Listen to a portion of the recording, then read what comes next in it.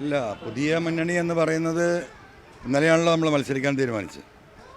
അപ്പോൾ മണ്ഡലത്തിലെ പല ആളുകളുടെയും താല്പര്യപ്രകാരമാണ്. പ്രതിപക്ഷ നേതാവിൻ്റെ ഡ്യൂട്ടി പ്രതിപക്ഷ നേതാവ് ചെയ്യാത്തതാണല്ലോ ഇതിലെ ഒരു വിഷയം. ഞാൻ പറഞ്ഞു വന്ന പിണറായിസത്തെ എതിർക്കാൻ നേതൃത്വം നൽകേണ്ട പ്രതിപക്ഷ നേതാവ്, അദ്ദേഹം പിണറായിയോടൊപ്പം നിന്നുകൊണ്ട് പിണറായിസത്തിനെതിരെ ഞാൻ ഉയർത്തിയ മുദ്രാവാക്യം തകർക്കാനുള്ള ശ്രമമാണ് എന്ന് ഇന്നലെ വാതിലടച്ചോടുകൂടി നിലമ്പൂരിലെ ജനങ്ങൾക്കും കേരളത്തിലെ ജനങ്ങൾക്കും ബോധ്യപ്പെട്ടിരുന്നു.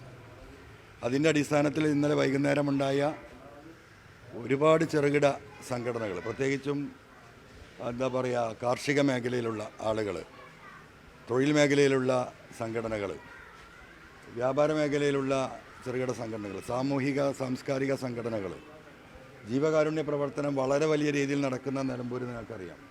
ഇവരുടെയൊക്കെ ഒരു ആവശ്യമായിരുന്നു ഒരു ജനകീയ പ്രതിപക്ഷ മുന്നണി ഉണ്ടാക്കണമെന്ന്. അവരുടെയൊക്കെ താല്പര്യപ്രകാരം തന്നെയാണ് ഒരു മുന്നണിയുടെ കീഴിൽ മത്സരിക്കുക എന്ന തീരുമാനമുണ്ടായത്. അതുകൊണ്ട് നിലമ്പൂരിൽ നമ്മൾ ഉയർത്തുന്ന രാഷ്ട്രീയ മുദ്രാവാക്യം അത് ജനകീയ പ്രതിപക്ഷ പ്രതിരോധ മുന്നണിയുടേതായിരിക്കും.